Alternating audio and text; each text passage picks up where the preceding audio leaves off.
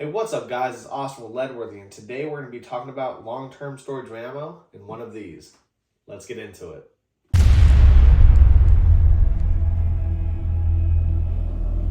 Alright guys, without further ado, let's get into it. What you'll need is ammo and an ammo can. That's bare minimum. Optional is scissors, tape, and a couple of silica packets you can get out of shoes or purses at the store.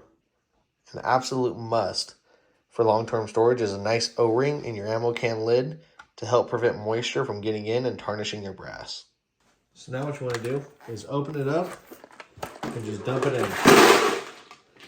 Move the cardboard if it comes with it as you go. And just like that, long as your loose ammo is in a good ammo can with a nice O-ring, you're done. Optionally, I like to take the box and cut out the manufacturer, the grains, and the caliber, and tape it on the inside.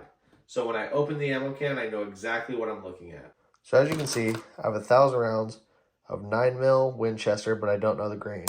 So I come over here and I taped and cut out the Winchester 9mm 115 grain, and I made sure I have an airtight seal. I don't recommend putting cardboard in the actual ammo can unless it's completely sealed off, because cardboard holds moisture, which will eventually tarnish and ruin your brass. Alright guys, time for the last optional step.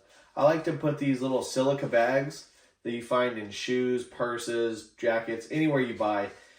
They're nice reassurance because they attract and hold moisture. So if any moisture does get in your ammo can, it's another reassurance.